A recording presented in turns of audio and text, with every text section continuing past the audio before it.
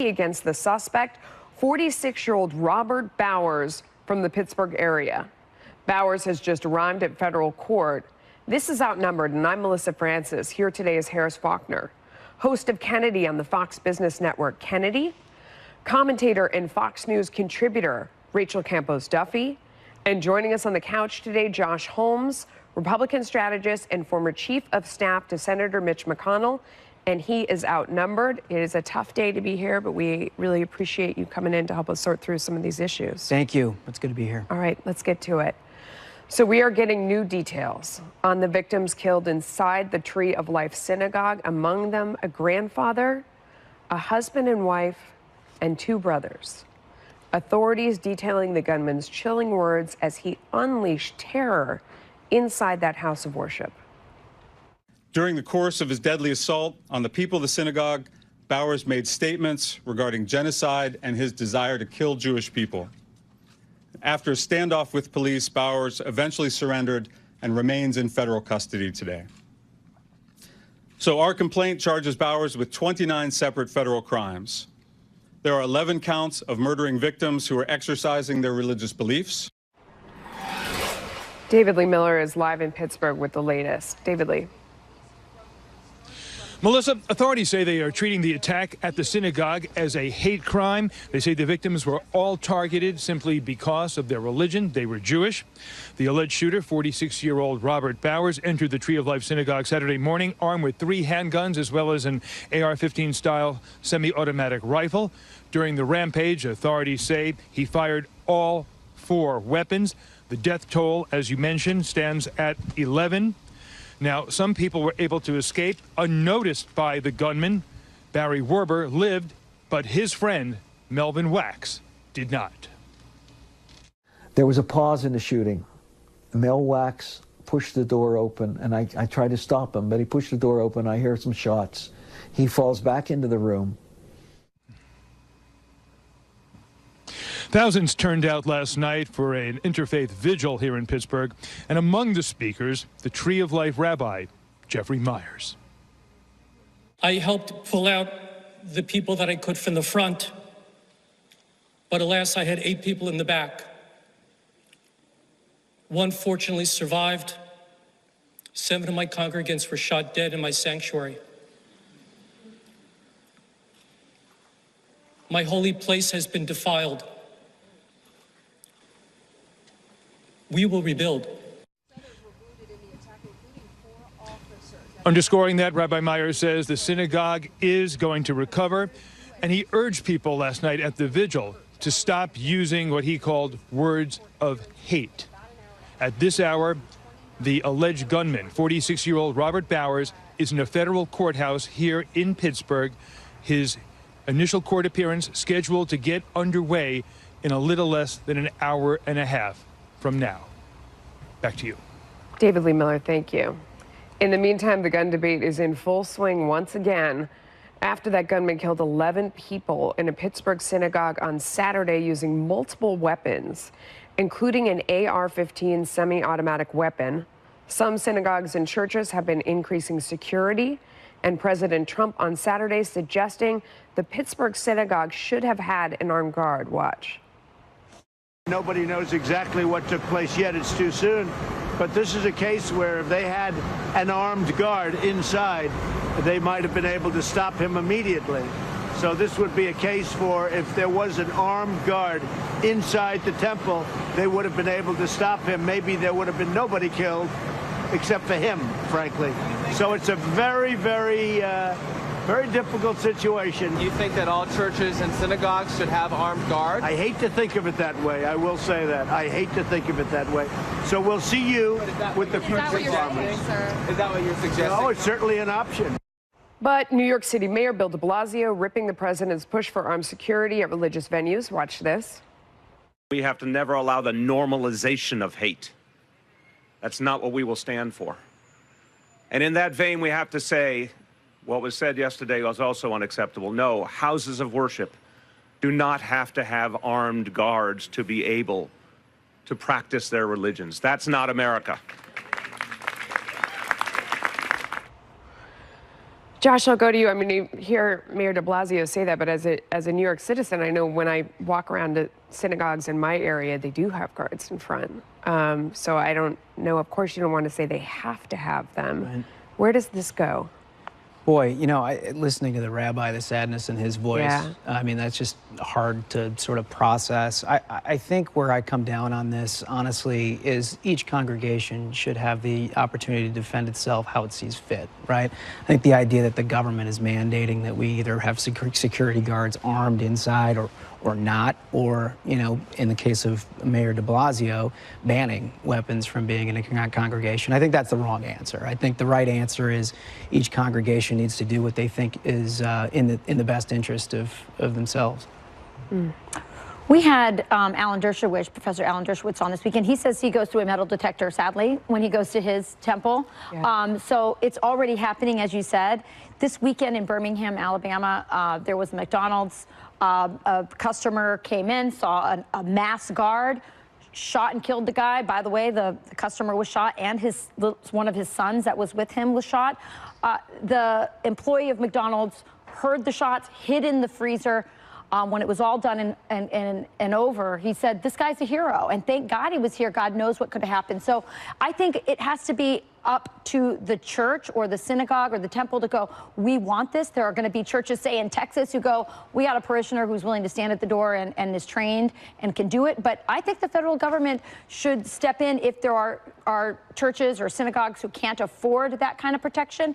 Let's give it to them. Interesting perspective. Kennedy? I mean, so much of this boils down to personal responsibility and introspection.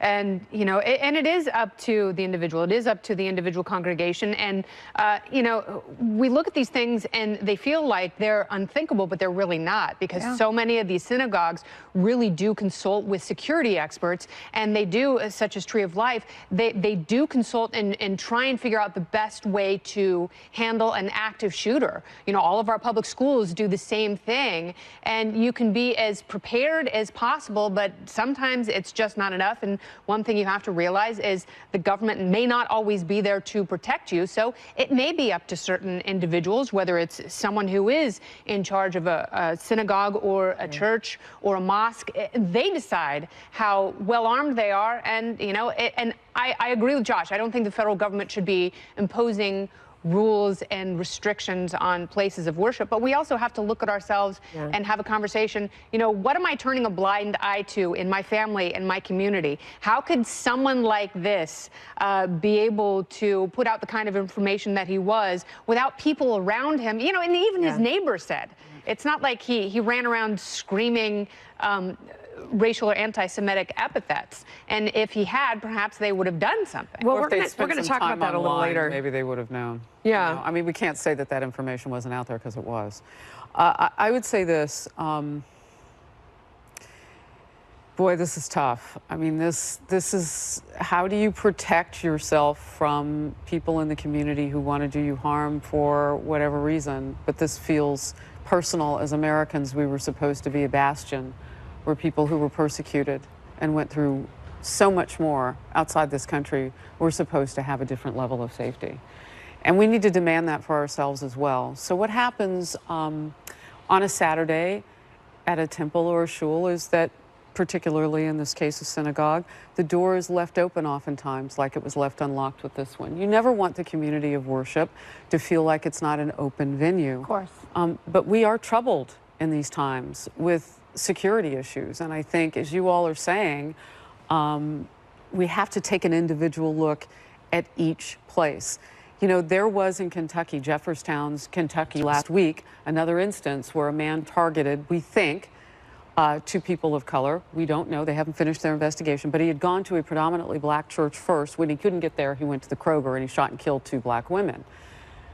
All of these incidents are very different. But we as Americans have to make sure that we're doing all that we can. And so if we want to offer help, as Rachel has suggested, that's such an interesting thing to do. You know, if you don't have the resources for it, maybe that's where government comes in. But where you have people congregating for whatever reason in our society, we saw this with Gabby Giffords in Arizona. This isn't the first time we've learned this lesson, that people, crazy people, are going to go to places where we gather. Let's make sure that we're having those conversations. Clearly, that conversation about leaving a door unlocked is a tough one because it's a place of worship. I just want to put it all out there that this is personal to all of us. These are all of our people. Homeland Security said, Kirstjen Nielsen said that they were in that church recently giving advice on security. Now, they didn't leave a guard there, but they did talk about the one in Jefferstown. Yeah. Yes. Yeah, it's interesting. So prayer for all of it. I mean, last week was just, it was tough. And we're going to talk more about the overall tone coming up in a little bit. We're not leaving that out of the discussion. But in the meantime, the Florida man suspected in a string of bomb threats targeting prominent Democrats set to appear before a judge for the first time. This disturbing signs of his past that are now coming to light. Plus, the debate over political discourse in times of national tragedy and the blame the president is getting for his tone. Well, it was addressed to the CNN Center in Atlanta and is reportedly similar to the others mailed to high-profile Democrats and President Trump critics. This comes as the suspect, Cesar Sayoc, accused of mailing those other 14 pipe bombs, is due in a South Florida court later today. He faces numerous federal charges that could result in him spending up to 48 years in prison. His targets included former President Obama, Hillary Clinton, former Attorney General Eric Holder, Senators Kamala Harris of California and Cory Booker of New Jersey, and California Congresswoman Maxine Waters. Steve Harrigan is live for us outside the U.S. District Court in Miami. Steve, a busy afternoon ahead. Harris, it just keeps coming. A short time ago, the news broke that yet another suspicious package, this one addressed to the CNN Center in Atlanta, was intercepted at an Atlanta post office. CNN officials have stressed that there was no danger to CNN from the package due to the fact that all mail addressed to CNN has been screened off-site since last week. In the meantime, here, we're waiting about 2 hours from now, the first court appearance, the initial hearing of Cesar Sayoc, the 56-year-old man accused of sending 14 pipe bombs through the mail to prominent Democrats and critics of President Trump. It's likely to be a brief affair in court, probably just about 15 minutes. The judge will ask Sayoc about his attorney, and they'll also discuss the charges against him and possible extradition to New York. Those charges are serious, 5 federal counts, and they could put him away for up to 48 years in prison. They could also add additional charges, including one of the use of a weapon of mass destruction. That would mean life in prison for Sayoc. We're also getting a bit more of a picture of him in recent years from some estranged family members. His sister saying about Sayoc, we hope he gets the mental health that he needs so desperately, and that in recent years he's simply become weirder and weirder. In recent years, Sayoc, of course, has had a string of arrests, including for felony fraud and theft. He's gone through foreclosure on his house, declared bankruptcy, and for the past several years has actually lived in that notorious white van where now investigators think he may have used as a laboratory to construct those pipe bombs. Harris, back to you. Steve Harrigan, thank you very much. President Trump is ripping the mainstream media as some outlets say his rhetoric is to blame for some of the recent violence. Take a look at this op-ed in the Washington Post asking, quote, how much responsibility does Trump bear for the synagogue shooting in Pittsburgh? The president this morning tweeted this: there is great anger in our country caused in part by inaccurate and even fraudulent reporting of the news. The fake news media, the true enemy of the people, must stop the open and obvious hostility and report the news accurately and fairly. That will do much to put out the flame of anger and outrage, and we will then be able to bring all sides together in peace and harmony. Fake news must end, exclamation point. And counselor to the president, Kellyanne Conway, echoed these words, or his words rather, watch.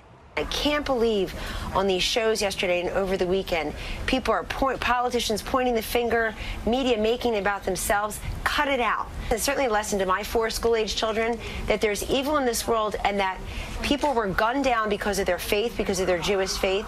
And a year and a half earlier, Steve Scalise almost lost his life crawling across the outfield in his own blood because that person was coming there to, quote, hunt Republicans. You've got to call it what it is. This president is asking us to rise above it and asking us to come together and unify as a nation. And anybody who's saying he isn't listening. But former White House Communications Chief Anthony Scaramucci says that while he sees blame on both sides, he wishes his former boss would tone it down. Watch it. I think there's problems on both sides, but I've also been, very clear on this. I've said it to the president and members of his staff, and I'll continue to say it. There's no need to have a war with the media. I would love to see the stuff dialed back on both sides, but good leadership requires that somebody go first, and I'd like it to be him. Democrat Adam Schiff didn't mince words on where he lays the blame. The president has a pivotal role there. No one sets the tone more than the president of the United States. And the tone that he sets is one of division, often one of hatred, sometimes one of incitement of violence against journalists. And there's no escaping our collective responsibility, but there's no escaping the tone that he sets for the country. Ari Fleischer, who you may know, has served as White House press secretary under President George W. Bush, told the New York Times, quote, "It's misleading to compare Trump's behavior to his predecessors because he was elected to be different from his predecessors. Trump often sounds bad, but he acts well, while President Obama always knew what to say, but he didn't always do things well. He didn't do things right. He had soothing words and comforting, non-threatening language that didn't improve our standing anywhere, including domestically," end quote. Josh, first I want to just get your response to those words by Ari. Yeah, look, I have trouble with this because on one hand, I do prefer a uniting force in times like this. I do think that we operate best when the country comes together in tragedy. On the other hand, I am just positively outraged. I think it is beneath contempt by some lawmakers and some in the media to suggest that President Trump is to blame for these horrific events that have happened over the last week.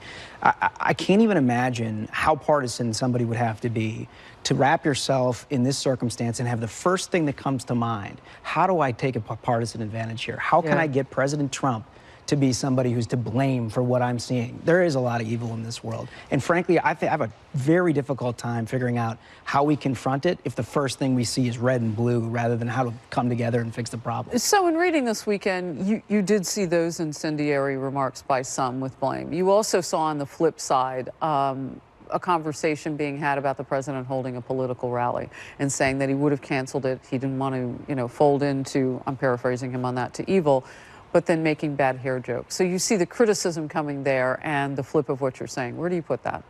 Well, look, I think that his critics are going to find an area. Do you think he should have held a political rally after this? I actually think that one of the best things that George W. Bush did in the aftermath of 9/11 was tell the nation, this is not going to stop you. This is not going to set us back. We are going to live life like we are supposed to as Americans, and we are not going to let terrorism, anti-Semitism in this case, or anything else set us back. So I think the political, look, we're 2 weeks away from an election. Right. The hallmark of this country is to be able to express profound disagreements with each other without having to resort to violence. That's what separates us from everybody else. It's also worth noting that blaming the other side isn't helping. No. I mean, if you stand there and you say President Trump started this and he has to stop, or you say the other side, or you point to who's been aggrieved, okay, so we've done that a bunch, and it hasn't improved anything. I was in church on Sunday, and our minister was saying, he was talking about this, and it struck me that we have had so many Sundays like this. It seems like every single Sunday there's something that we're talking about. Sometimes it was ISIS, a school shooting, whether it was a hate crime or something like this. And I thought to myself, what can I do personally? Right. I'm going to an interfaith service tonight after work to stand with people of other faiths and say, we are here for you. I'm so tired of the blame. It just isn't helping. Well, I will say, Harris and I had a great conversation before the show. We had a show before the show. Yeah, we had a show before the show. And I couldn't agree with you more. Listen, tolerance, love, religious tolerance, political tolerance, racial tolerance, all of that is taught at the dinner table. It's taught in your home. We all need to start there. And but I do want to go back to what Ari Fleischer said, because I think that's very interesting. First of all, on Fox News Sunday, it was incredible. Chris Wallace held up two headlines. One headline from Steve Scalise shooting, and one headline with the pipe bombing. The headline for the pipe bombing said that the headline on the Washington Post was Trump supporter, blah, blah, blah. The headline on the Washington Post, Steve Scalise, is Republican congressman shot. No reference to the fact that he was a Bernie Sanders volunteer, that he said he was going to hunt the suspect in that. The suspect in that. So, and I don't think it's Bernie Sanders' fault, but this is why the president is out on his Twitter. This is why he holds political rallies, because he's not just fighting the Democrats, he's fighting the media who have aligned themselves with the Democrats to fight against him. And to be clear, we're 2 weeks out from election. He's not just fighting for his policies to win so that he can move his policies forward. He's fighting for his life. They've already said, we're going to impeach you. We want to maybe not his life. But maybe his political life, I should say. Yeah. But I just think the media has to look at themselves. We had Anthony Scaramucci come forward and say, yes, he should take a lead. Where are the people on the other side condemning the media and the Democrats for targeting Trump in this? So, I don't see it. Kennedy, let me just ask you this question, because I thought Saturday night, and you mentioned that interfaith gathering that you're going to, Melissa. I thought Saturday night, and maybe the president could have done both, because he's got more energy than 20 of us. So maybe he does his rally, I don't know. But it would have been nice to see him from the venue that we all look to, and that's the Oval Office, at some point during the weekend, just to bring us all together. I don't know, is that too Pollyanna-ish of me? No, I think he actually does well when he has a message and he sticks to it. And he's been in office long enough to know when to use those rhetorical slings and arrows with precision, as opposed to some of the unforced errors that open him up for attack and distraction. And right now, everyone is going to use, unfortunately, as disgusting and as hurtful as it is, everyone is using everything they can for political advantage. So true. And sometimes you do have to set the tone, because if you're waiting for your opponents to do the right thing, you may be waiting forever. And there's crickets and loneliness on that prairie. No, it's true. And I mean, you could see the president maybe in that fireside chat moment inside the Oval Office. Yeah. That's maybe stretching too many metaphors there, but just seeing him there and saying, look, we are in this political time, and there are two sides. I know you like this idea. I love the idea. I think it's a great idea. He could do that any time, by the way. But whatever President Obama did, they love. They even love the crease on his pants. Whatever Donald Trump does, President Trump. This is less about being loved and more about that right thing. I just think he's damned if he does, damned if he don't. So I think he just is himself. I wish it could be like that, but. All right. I just don't know. We'll move on. The migrant caravan continuing its trek through across Mexico now toward our border with Mexico. Meanwhile, the Trump administration is making moves to prevent it from crossing into the U.S. and the politics around the issue always heating up. We'll debate it next. Do not come. You will not be allowed in. There is a right way to emigrate to the United States, and this is not it.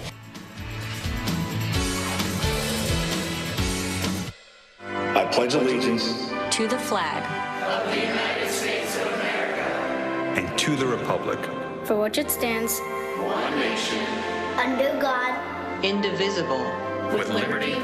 Not combat in anticipation of the migrant caravan moving across Mexico toward the U.S.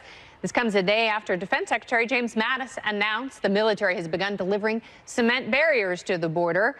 Meantime, Homeland Security Secretary Kirstjen Nielsen with a stern warning to those migrants. Watch. This caravan is not getting in. There's a legal way to enter this country. Those who choose to enter illegally will be stopped. We are working with our partners in Mexico. They have taken unprecedented efforts within their territory to ensure an orderly flow, and that those who have no legal right to be there are removed. We intend to do the same, but my general message to this caravan is do not come. You will not be allowed in. There is a right way to emigrate to the United States, and this is not it. President Trump reportedly considering executive action to prevent people in the caravan from coming across the border. According to the New York Times, he's also considering a major speech tomorrow about a broad crackdown on the southern border. Former President Obama on Friday ripping the White House on the caravan issue. Watch. Suddenly, it's this group of folks, we don't even know where they are. They're way down there. That's the biggest thing. And you know, as soon as the election's over, everybody will be like, what happened? We were being invaded. Where'd it go? All right, this morning, President Trump tweeting, many gang members and some very bad people are mixed into the caravan heading to our southern border. Please go back. You will not be admitted into the United States unless you go through the legal process. This is an invasion of our country, and our military is waiting for you. So, Josh, it appears that the caravan is going to dissipate before it makes it to the southern U.S. border. So, in the meantime, with many miles to go, what can we expect from the UN in Mexico? Well, I think the former president articulated his immigration policy perfectly there, and I think that's part of the reason why we find ourselves in the situation that we're in. The idea that this is all some kind of a fantasy is completely ridiculous. I think for the first time, perhaps maybe in American history, the idea of border security is not a bipartisan thing. I mean, I remember when I started working in the Senate, we had like 70, 75 votes for a border wall. Today, you're here with a straight partisan speech by a former president, essentially trying to get all of us to ignore the fact that there is a caravan of migrants headed for the border. Do you want border security or not? I think most Americans have decided that we are in a situation where we ought to protect our borders. We ought to have some sovereignty as a nation, and we ought to figure it out sooner rather than later. And it's given President Trump a heck of a cudgel to use against his critics. It does resonate more with supporters of the president and, hardline immigration Republicans than it seems to with Democrats. But is it a winning issue? Well, this weekend on Fox and Friends, I was hosting, and we had Griff Jenkins, who was reporting from the caravan. He pulled aside a guy, asked him on live TV, and the guy admitted that he had been deported for murder, and he was part of the caravan. So the idea that there are no bad people mixed in was just proven false this weekend. I don't know how many other people are in the caravan that have that kind of background, but we can't assume that there are no bad people. And I will say this, what President Obama did in that speech, and he did it in Milwaukee as well when he was campaigning, he's not just accusing the administration and President Trump of fear-mongering, but he's mocking people who care about the border, who care about their national sovereignty. That kind of mockery, that, clinging to your guns, clinging to your Bible, this goes right in line with the deplorables and all the other insults of people who care about this issue. This issue is important to Americans.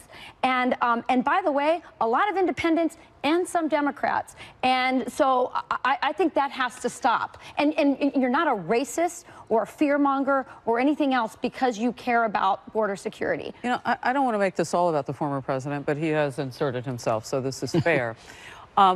Statistically, and correct me if I'm wrong, because I know you've looked at these numbers too, Josh, when you look at which presidents have mostly deported illegals from our country who've committed further crimes, he's like atop the list. Oh, yeah. Or very near the top. I mean, former President Obama was obviously doing one thing, and he may be saying something different on the stage right now about how we view people coming into this country. But just to give you an idea, too, then candidate Obama, then Senator, I should say, Obama, years ago, and you can look this up on YouTube yourself, it's on C-SPAN, said the opposite of what he's saying on stage about what we should be doing when people are illegally entering the country, particularly in larger numbers. Look for it and watch it. We've aired it on Overtime a couple of times. This is a political moment for this former president. I just wonder, for his own base, political base, how genuine is he being? It's just a question. Melissa? Yeah, it used to be bipartisan. When Kirstjen Nielsen said there's a right way to immigrate to this country, what is that? When you talk to people and you saw the interviews and people say, I'm a good person, I want to come here and work, we have open jobs. We aren't solving the problem properly. No, you're absolutely right. And there is a systemic breakdown in which he says that there's actually not an easy solution or explanation for people who want to come here, good people who want to come here and work hard. Legal immigrants are often the ones most opposed to this kind of disorder at the border.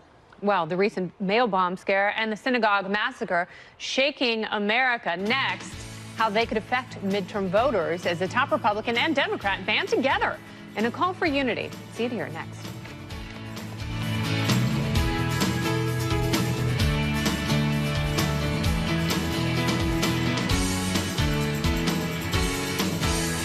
The Pittsburgh synagogue attack and so much more we'll have at the ballot box. Lawmakers leading both the Democrat and Republican campaign efforts for the House, banding together to call for unity in the wake of recent violence. Ohio's Steve Stivers led the GOP's efforts. New Mexico's Ben Ray Lujan, the Democrats. Watch. Democrats are not my enemy, they are my opponents. And while we have different visions for the future of America, different directions for America, we are all Americans first. We need to come together and do what's in the best interest of America. Look, no one should be politicizing what happened this week. We should come together as a country. This should not be a political response, but rather a response in how we can further bring us together. Josh? No, look, I agree. I mean, what should unify us is the unity of purpose, a unity in understanding what makes America different and great, what makes us different than our enemies, and how we have had resolve over the years to try to get rid of the kind of bigotry and hate that we have seen pop up all too often here in recent weeks. What I'm not for is to try to paper it over, as some of President Trump's critics would like us to do, and pretend like we don't have differences, and that our opinions cannot be articulated, and that somehow, if we just stop criticizing what we see as bad policy, that we'll all be together and we'll all think that we're heading in the right direction. That's not what this country is. That's not what makes us great. What makes us great is the ability to have these debates, full-throated, angry, at times passionate, but at the end of the day, we understand that we're all on the same team here. Yeah. And Right. I When think are you that's the running? most important. Exactly. Well, it's Not interesting soon. that it's interesting that you say I'm a Fox News, contributor, but I'm also part of a political family. So we've had this discussion in our own house. My husband's ads from this point forward have all been positive. In the last weeks of the campaign, there's a lot of pressure from consultants, and you know what this is like, to go negative. And what's been interesting is my kids have said, Dad, don't go negative. Don't go negative. Don't. And they saw the ad that the consultants wanted to put through.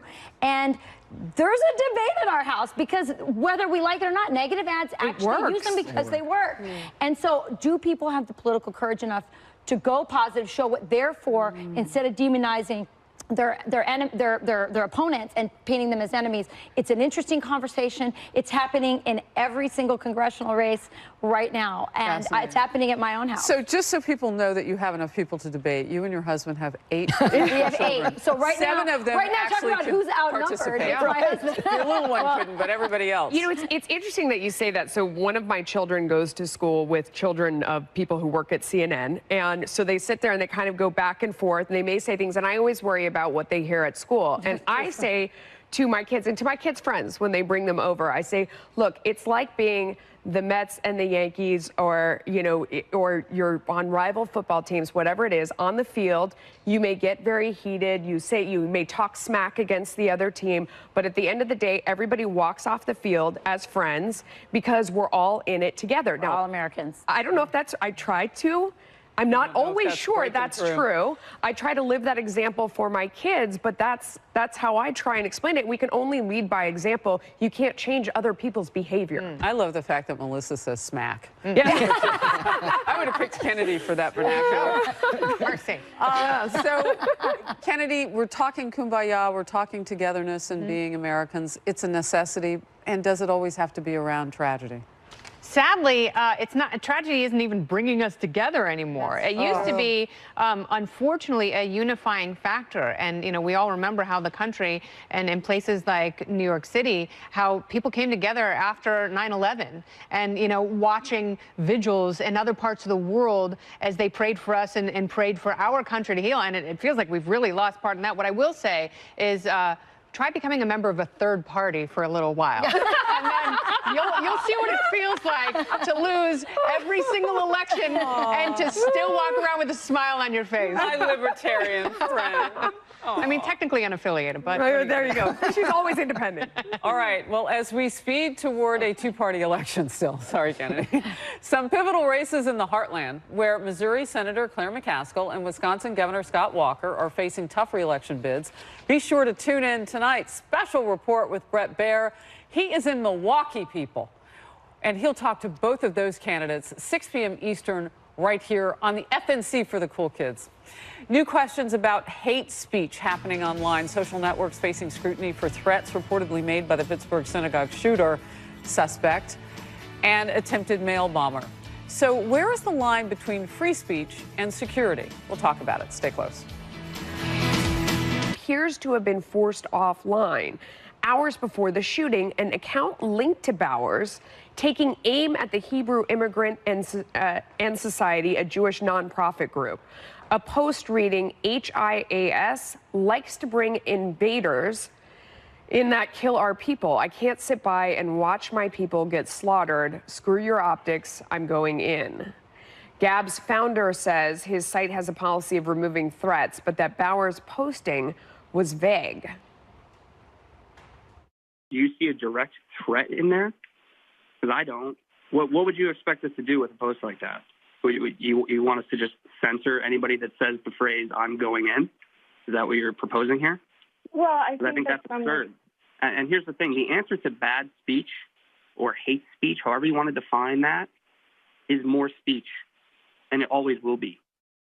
In the meantime, Twitter is apologizing after the revelation that an account believed to belong to attempted mail bomber suspect Cesar Sayoc made threats against Democratic political strategist Rochelle Ritchie. She reported it to the social media giant, but was told the tweets did not violate Twitter's rules against abusive behavior. Twitter now posting a statement, quote, "We made a mistake.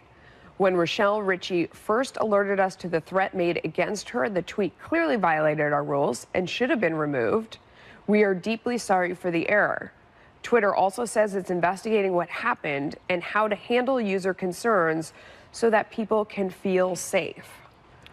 You know, Kenny, I'm going to start with you on this one because it's so hard to try and figure out how do you ascertain from speech when physical danger is potentially about to happen, and what do you do about that? Well, it's interesting because they are trying to demonize this one more obscure social media platform, Gab, when it's clear that people who say hateful things and who threaten on a daily basis are still acting out on places like Facebook and Twitter, but it was this convenient groupthink, and they piled on Gab, and there you have the founder trying to, and this is a very difficult environment to do it, trying to defend free speech. And he says something that's absolutely right. We need more speech. You need to have more of a conversation, and having these arbitrary shutdowns or rules or algorithms don't get to the heart of what's going on. And that's the thing, is we're talking about politicization, and we're talking about the ways people act out and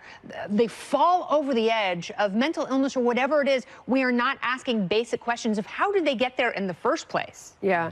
I heard somebody from the FBI talking this morning about trying to put together algorithms where you compare, you know, when certain words and phrases used together lead to violence. And do you think is there a math answer to this? Look, there may be a science answer that I don't know about, but I think there's basically three things, right? The first is identifying credible threats. And I think that anything that we can do to identify a credible threat is a good thing. But I tend to agree with Kennedy, and I'm a bit of a First Amendment purist when it comes to free speech. More free speech is always the answer to hateful speech, because we can drown out hateful speech, hopefully, by getting together and speaking truth to power. But the third piece of this is we learned all the wrong lessons from 2016 election. We start investigating social media companies, and it's basically just because President Trump won the election that we're now all concerned about this.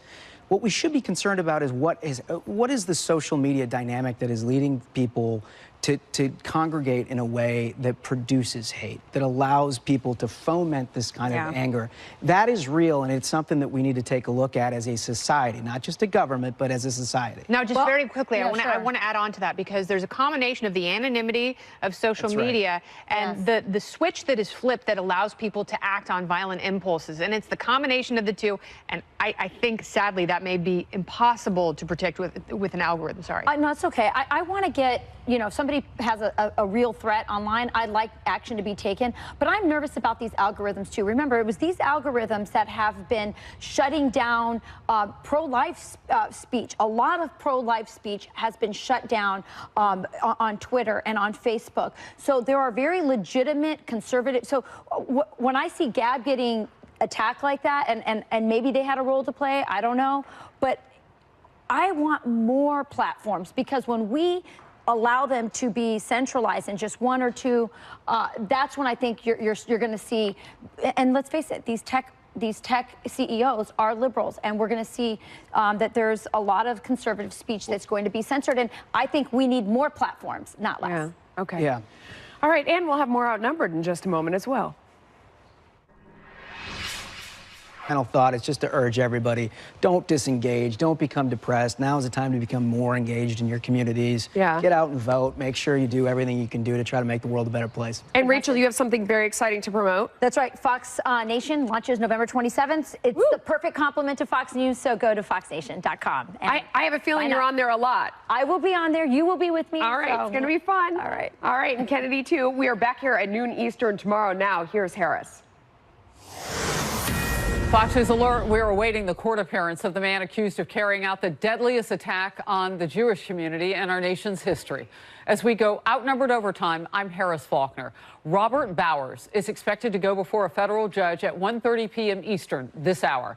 He's charged with hate crimes after police say he opened fire at a Pittsburgh synagogue, killing 11 people, injuring others. The United States attorney saying federal prosecutors intend to pursue the death penalty with Bowers. Meanwhile, President Trump is expected to visit Pittsburgh sometime later this week as the city's mayor is vowing they will stand strong